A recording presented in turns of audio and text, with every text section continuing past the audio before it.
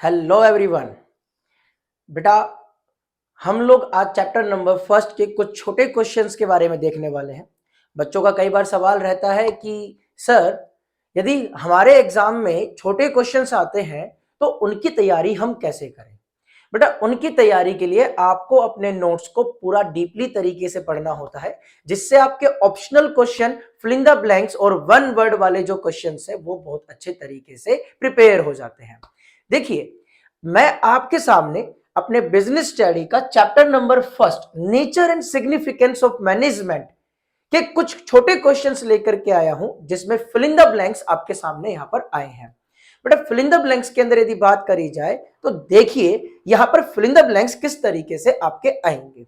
एक नंबर का एक क्वेश्चन आएगा और ये 2 नंबर वाला क्वेश्चन जो होगा, 2 नंबर वाला क्वेश्चन मतलब आपके क्वेश्चन पेपर में पहला जो क्वेश्चन होगा उसमें ऑप्शनल टाइप क्वेश्चन, जिसमें छोटे छोटे क्वेश्चन 12 होंगे, और दूसरा क्वेश्चन जो होगा वो होगा फिल इन द ब्लैंक्स का, जिसमें छोटे छोटे क्वेश्चन 6 होंगे जो कि 1 मार्क्स वाले होंगे। ठीक है बेटा, फिर आपके आएंगे one word type question answer. ठीक है, तो देखिए यहां पर चैप्टर नंबर फर्स्ट का आपके सामने फिल इन द ब्लैंक्स का पहला क्वेश्चन, देखते हैं आपको इसमें से कितना आता है। बेटा, यदि बात करी जाए क्वेश्चन नंबर फर्स्ट की, तो क्वेश्चन नंबर फर्स्ट में क्या लिखा हुआ है, is the first function of management, कि मैनेजमेंट का पहला फंक्शन कौन सा होता है। आपको यह बताना है, यह बात सभी को पता होना चाहिए बेटा, फटाफट से जल्दी से बताया जाए मैनेजमेंट का पहला फंक्शन कौन सा होता है। तो पहला फंक्शन जो होता है उसका नाम यहां पर आप लोग लिख देंगे। क्या है इसका आंसर, सभी को पता है कि मैनेजमेंट का फर्स्ट फंक्शन कौन सा होता है, वो होता है प्लानिंग। तो planning is the right answer. दूसरा क्वेश्चन देखिए, management is a complex activity. Management जो है कॉम्प्लेक्स एक्टिविटी होती है, कहने का मतलब थोड़ी सी कठिन एक्टिविटी होती है, विद साथ में। अब साथ में क्या है, क्वेश्चन मार्क मतलब यहां पर fill in the blanks dimension. अब कितने डायमेंशन होते हैं ये आपको पता होना चाहिए, आपने मैनेजमेंट के कैरेक्टरिस्टिक के अंदर पढ़ा हुआ है। जल्दी फटाफट से सोचिए, क्वेश्चन दोबारा सुन लेना। Management is a complex activity, management जो है एक कॉम्प्लेक्स एक्टिविटी है। कॉम्प्लेक्स एक्टिविटी का मतलब होता है कठिन एक्टिविटी। साथ में, किसके साथ में, बोला सर डायमेंशन के साथ में। तो कितने डायमेंशन होते हैं, या तो आप इसके अंदर आंसर लिख सकते हैं, देखो बेटा आपका आंसर आ रहे हैं 2 टाइप के आंसर, बोला सर 3 डायमेंशन, या फिर आप लोग ये भी लिख सकते हैं मल्टी डायमेंशन।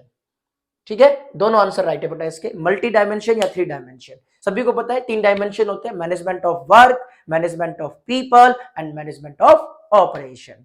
ठीक है बेटा, क्वेश्चन नंबर 3 पर चलते हैं। आप क्वेश्चन नंबर 3 क्या कहता है, levels determines the objective of the organisation. आपको बताना है लेवल, लेवल मतलब स्तर।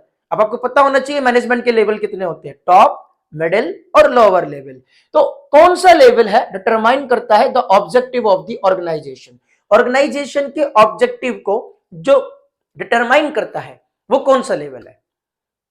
तो फटाफट से इसका आंसर बताया जाए, पढ़ते ही बेटा इसका आंसर आ जाना चाहिए। बिल्कुल सिंपल, क्या, टॉप लेवल मैनेजमेंट हमारे ऑर्गेनाइजेशन का ऑब्जेक्टिव को डिसाइड करता है, डिटरमाइन करता है। ठीक है, क्वेश्चन नंबर 4 पर चलते हैं। क्वेश्चन नंबर 4 में fill in the blanks, level managers issue detailed orders and instructions, कि यहां पर मैनेजर्स होते हैं। अब सर कौन से लेवल के मैनेजर, वो तो क्वेश्चन पढ़ रहे हैं जब पता लगेगा।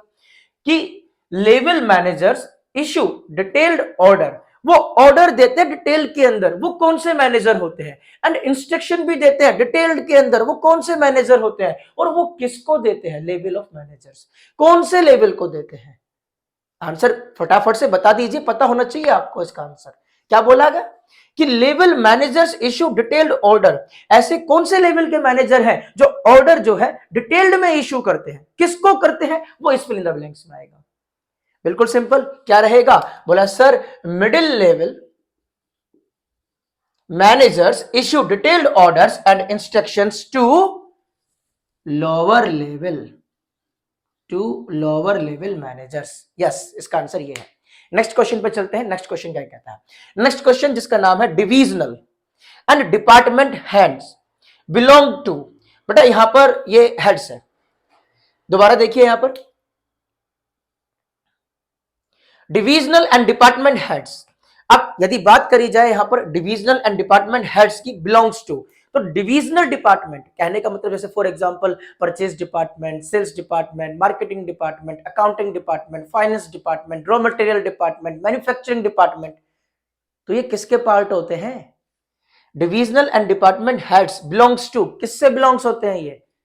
इसका आंसर आएगा मिडिल लेवल। क्या आएगा? Middle level of management. ठीक है, आंसर बेटा आपको कंफर्म पता होनी चाहिए सही तरीके से। ठीक है, आगे चलते हैं सिक्स्थ क्वेश्चन के ऊपर। सिक्स्थ क्वेश्चन क्या कहता है, थोड़ा ध्यान से देखिएगा। Management is a filling the blanks function as it has to adapt itself to the changing environment. Question दोबारा देख लीजिएगा एक बार, क्वेश्चन पढ़ते ही समझ में आ गया होगा कुछ बच्चों को, तो जिनको नहीं आया दोबारा देखेंगे। क्या बोला गया है कि management is a fill in the blanks function. Management जो है एक फंक्शन, अब वो कौन सा फंक्शन है वो फिल इन द ब्लैंक्स में आएगा। ठीक है, क्वेश्चन पूरा पढ़ना फिर। As it has to adapt itself to the changing environment, जो खुद को एनवायरमेंट के अकॉर्डिंग बदल लेता है। जैसे एनवायरमेंट चेंज होता है तो वो अपने आप को खुद को भी बदल लेता है। तो मैनेजमेंट का ऐसा कौन सा फंक्शन, मतलब उस 5 फंक्शन में से नहीं पढ़ेंगे आप लोग कि बोला सर वो प्लानिंग, ऑर्गेनाइजिंग, स्टाफिंग, डायरेक्टिंग, वो फंक्शन नहीं है कि आपके दिमाग में वो फंक्शन आ रहा हो, इसका मतलब आप गलत जा रहे हैं। आपको बताना है कि मैनेजमेंट का कौन सा कैरेक्टरिस्टिक है जिसके अंदर हमने ये पढ़ा है। बोला सर क्या पढ़ा है कि जिसके अंदर, बोला सर जैसे जैसे एनवायरमेंट चेंज होता है वैसे वैसे मैनेजमेंट भी चेंज होता चला जाता है। तो कौन सा फंक्शन है? Management is a dynamic function. बिल्कुल, डायनामिक फंक्शन। ठीक है, डायनामिक फंक्शन के अंदर हम लोगों ने मैकडॉनल्ड्स के केस स्टडी भी पढ़ी हुई है। ठीक है, चलिए बेटा आगे चलते हैं हम लोग नेक्स्ट क्वेश्चन के ऊपर। नेक्स्ट क्वेश्चन क्या कहता है? Question number 7, fill in the blanks, level managers are responsible. कौन से लेवल के मैनेजर जो है वो रिस्पॉन्सिबल है? अब सर किस लिए रिस्पॉन्सिबल है वो भी देख लीजिए। Level manager are responsible for the welfare and survival of the organisation. बोला सर क्या बोला? Welfare and survival of the organisation. जो हमारे ऑर्गेनाइजेशन के सर्वाइवल के लिए, उसके वेलफेयर अच्छे के लिए हमेशा जिम्मेदार होता है, रेस्पॉन्सिबल होता है, वो कौन सा लेवल है सर? क्या आ रहा है इसका आंसर आपको समझ में? बिल्कुल सही, टॉप लेवल। टॉप लेवल जो मैनेजर्स होते हैं ये हमेशा क्या होते हैं? बोला सर रेस्पॉन्सिबल होते हैं किसके लिए? हमारे ऑर्गेनाइजेशन के सर्वाइवल के लिए, हमारे ऑर्गेनाइजेशन के एस्टेब्लिशमेंट के लिए, हमारे ऑर्गेनाइजेशन के वेलफेयर के लिए, हमारे ऑर्गेनाइजेशन के डेवलपमेंट के लिए। ठीक है, तो आपको ये हमेशा ध्यान रखना है बेटा। ठीक है, आगे चलते हैं हम लोग नेक्स्ट क्वेश्चन के ऊपर। स्पेशली तैयारी करते रहें, पढ़ते रहें, नोट्स को डेली रीड आउट करते रहें, दिमाग में बैठा हुआ है उसके बावजूद भी करते रहें, क्वेश्चन ऐसे सोल्व करते रहें लगातार। ठीक है बेटा, तो क्वेश्चन नंबर 8 देखिए आप। Star limited is using environmental friendly method. Star limited एक कंपनी का नाम है, ठीक है, is using environmental friendly method. वो एनवायरमेंटल फ्रेंडली मेथड यूज करती है किसमें? ऑफ प्रोडक्शन, अपने प्रोडक्शन में।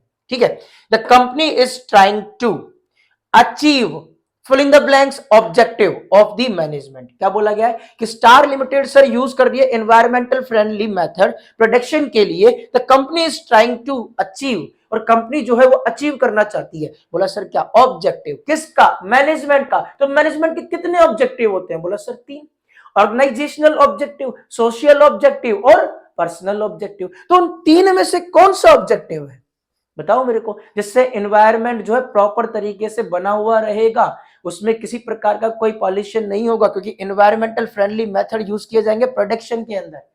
तो ऑब्वियसली क्या आएगा इसका answer? Social objective. Yes, right answer है सोशल ऑब्जेक्टिव। बेटा सोशल ऑब्जेक्टिव याद रखिएगा इसके अंदर।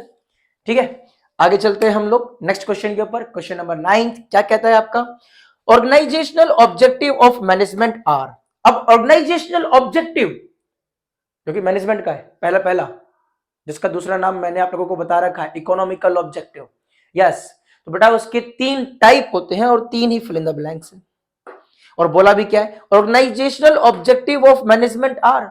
ऑर्गेनाइजेशनल ऑब्जेक्टिव मैनेजमेंट के कौन कौन से हैं? बोला सर 1, 2 और 3, नाम बता दीजिए फटाफट से कौन कौन से हैं वो।